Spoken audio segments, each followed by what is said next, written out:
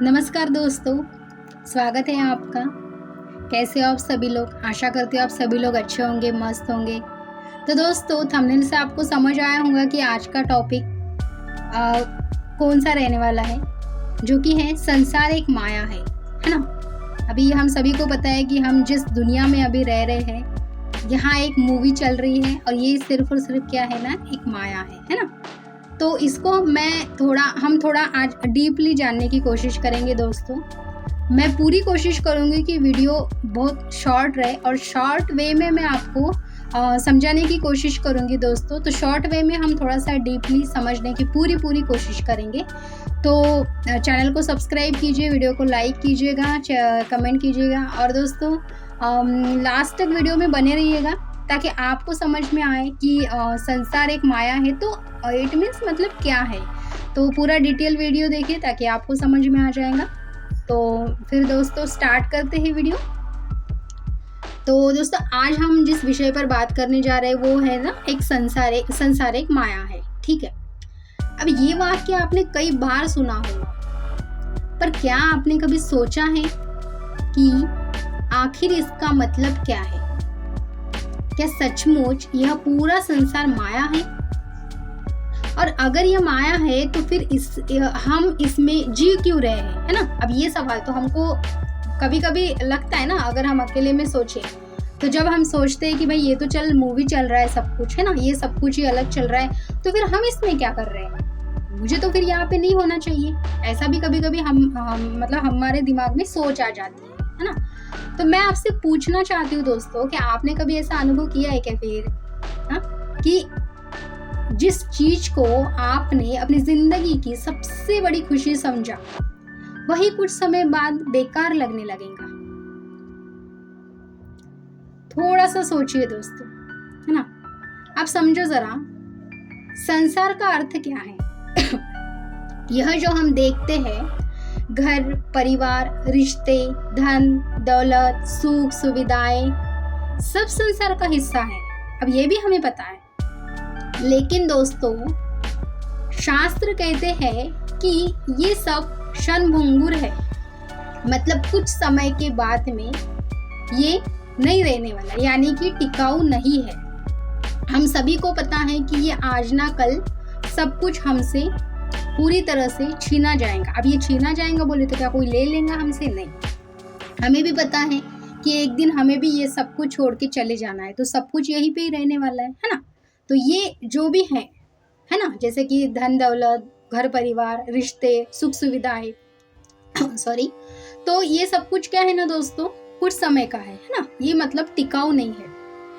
तो दोस्तों अब आप ही बताइए, क्या कभी ऐसा हुआ है कि आपने बड़ी मेहनत से कुछ पाया, है ना, कुछ सक्सेस या और कुछ ही समय बाद वो आपके हाथ से निकल गया?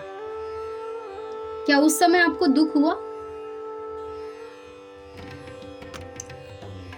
दुख हुआ या नहीं हुआ दोस्तों?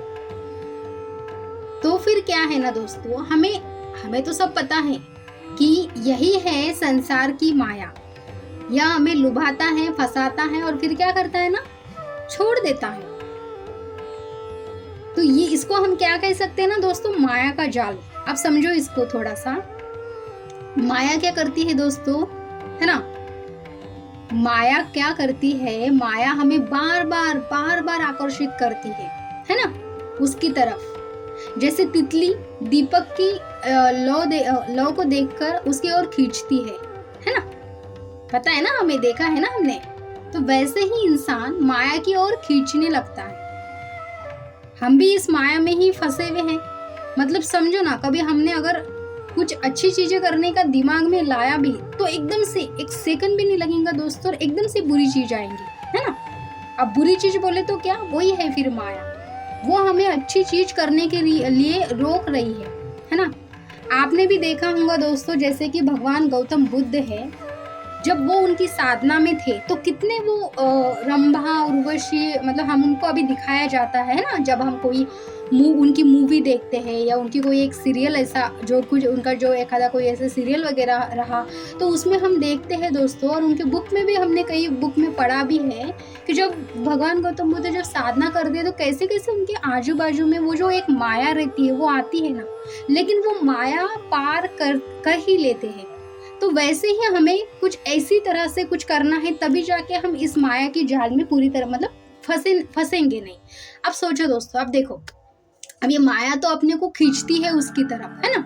अब सोचिए, क्या कभी आपने ये सोचा है कि अगर मुझे ये चीज मिल गई तो मैं हमेशा खुश रहूंगा क्या, है ना।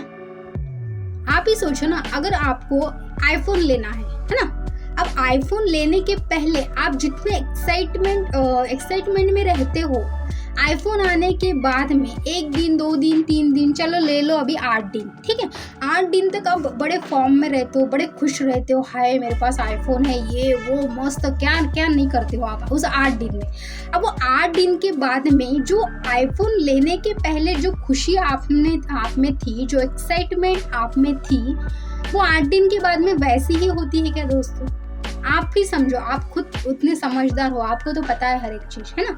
तो उतनी वो खुशी रहती है क्या जैसे वो टाइम पे रहती है, उसके दिन बाद में वो खुशी वैसी ही रहती है क्या दोस्तों। उसमें तो कुछ चेंज आता है ना।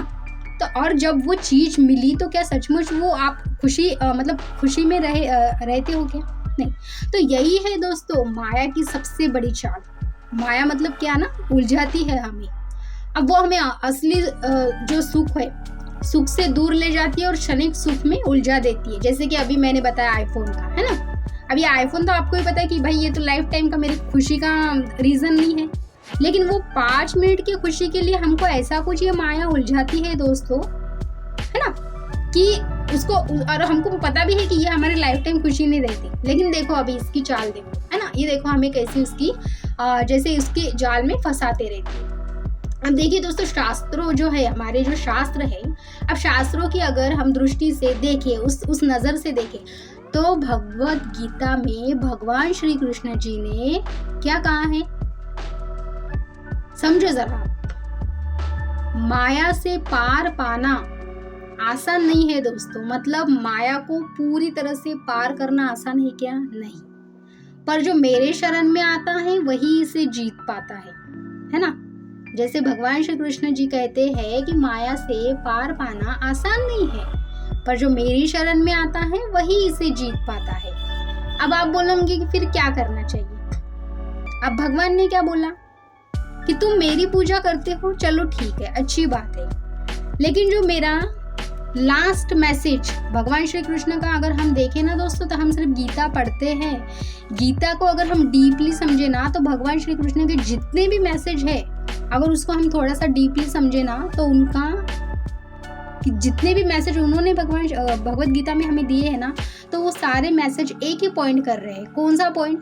भगवान कह रहे हैं कि भाई तुम एक बारे में मेरी पूजा मत करो, पर मैं जो बोल रहा हूँ वो करो। अब मैं क्या बोल रहा हूँ, मतलब कि भगवान श्री कृष्ण यहाँ पे हमें क्या बताने की कोशिश कर रहे हैं कि मैं तुम्हें बोल रहा हूँ कि तुम तुम्हारी अंतर आत्मा से जुड़ो, मतलब तुम ध्यान साधना करो। जब तक तुम तुम्हारे अंदर झांकोगे नहीं, जब तक तुम तुम्हारी अंतर आत्मा से पूरी तरह से कनेक्ट होंगे नहीं, तब तक तुम मेरी मतलब मुझसे मिल नहीं पाओगे।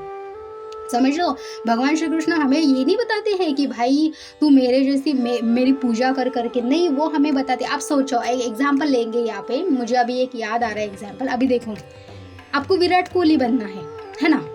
अभी विराट कोहली बनना है तो आपके विराट कोहली की फोटो घर पे लाके उसके ऊपर जैसे कि नारियल वगैरह फोड़ के उसके रोज दिया, मतलब रोज उसकी पूजा करके उसको बोलेंगे कि हाय मुझे विराट कोहली बनना है। विराट नहीं, उसके जैसा बनने के लिए आपको क्या करना पड़ेगा, वैसी ग्राउंड में जाके प्रैक्टिस करनी पड़ेगी क्रिकेट की, है ना। उसकी जैसे पूरी तरह से पूरी जी जान झोंक के उसकी तरह जब आप प्रैक्टिस करोगे तभी जाके उसकी तरफ आप बन सकोगे, है ना।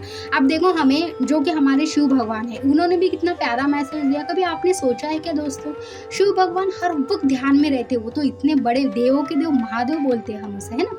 हम उन्हें कि सब देवों में श्रेष्ठ देव किसको कहते हैं हम लोग, महादेव को कहते हैं। महादेव का क्या मैसेज है, क्या मैसेज है, कभी समझा है आपने थोड़ा सा डीपली? कि बस जाके हम ना पूजा करते हैं, वो भी आधे अधूरे मन से कि हाय भगवान मेरे को ये दे दे वो दे दे, चल हो गया, फिर चल ठीक है मैं जाता भी, है ना, जो कि हमारा वे होता है उस टाइम का, है ना, हम उस तरह से करते हैं दोस्तों। लेकिन हमने सोचा है कि भगवान श्री कृष्ण सॉरी भगवान महादेव हमें क्या बताने की कोशिश कर रहे हैं, वो खुद ध्यान में है। सोचो ना आप थोड़ा सा, वो खुद ध्यान में है, उनको क्या क्या अगर चाहे मतलब क्या ज़रूरत है उन्हें ध्यान करने की, लेकिन उनका मैसेज हमें है दोस्तों कि देखो आप एक बार मेरी पूजा करने नहीं आओगे ना मंदिर में, कोई फ़र्क नहीं पड़ेगा, लेकिन आप जब जहाँ हो, जिस स्थिति में हो, वहाँ पे अगर आप अपनी अंतर आत्मा से जुड़ते हो, ध्यान की स्थिति में आते हो, साधना करते हो, ध्यान करते हो, तो तुम्हें मिलने की ज़रूरत नहीं है। तुम्हें मतलब मुझे मंदिर में आने की मंदिर में मिलने आने की ज़रूरत नहीं, मैं खुद तुम्हें मिलने आऊँगा। और ये बात होती है दोस्तों, मैं इस बात के लिए आपको बताती हूँ,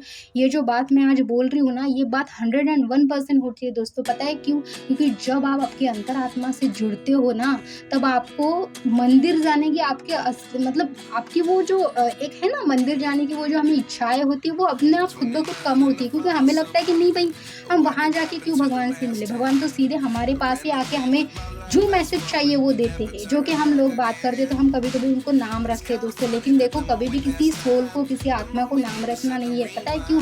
क्योंकि हमने वो अभी तक अनुभव नहीं किया, हमने वो एक्सपीरियंस नहीं किया, लेकिन वो सोल ने उस टाइप का एक्सपीरियंस किया है, इसलिए वो इतनी ठामपने आपको बोल रही है कि नहीं आप करो, आपको खुद मिलने आएंगे महादेव। पता है?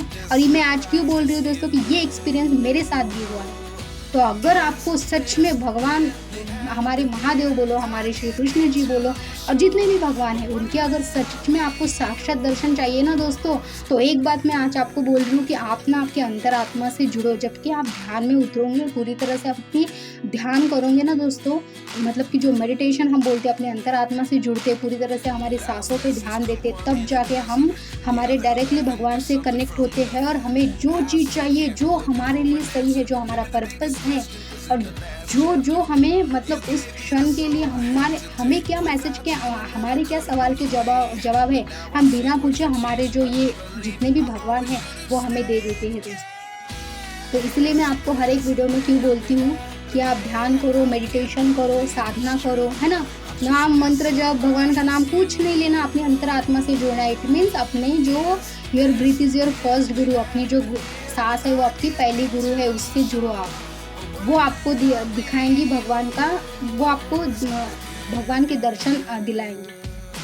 तो ऐसे ही नहीं बोलती हूँ दोस्तों मैं आपको, कुछ मुझे तो एक्सपीरियंस हुआ है, इसलिए मैं आपको हर वक्त बताने की कोशिश करती हूँ। तो यही दोस्तों, तो फिर जैसे कि अभी हमने बताया है ना, तो भगवान का भी हमें, या श्री कृष्ण का भी हमने, जैसा अभी हमारा पॉइंट यहाँ पे था दोस्तों कि जैसे भगवान श्री कृष्ण ने भी फिर हमें गीता में बताया कि भाई माया से पार जाना आसान नहीं है, पर जो मेरे शरण में आता है, मतलब कि जो मैंने अभी इतना पूरा आपको बताया है ना ध्यान का, तो उससे मैं वही उसे जीत पाता है। तो इसका अर्थ क्या है? कि इसका अर्थ ये है कि संसार की माया हमें बार बार बांधती है, परंतु सच्ची भक्ति और आत्मज्ञान से हम इससे मुक्त हो पाते हैं, है ना। देखो मैंने अब भी बताया आपको, तो आत्मज्ञान बोले तो क्या है, जैसे अंदर कनेक्ट हो रहे हो, अंतरात्मा से कनेक्ट हो रहे हो, तो आपका ज्ञान है वो आपकी अंतरात्मा का ज्ञान है, बोले तो आत्मज्ञान।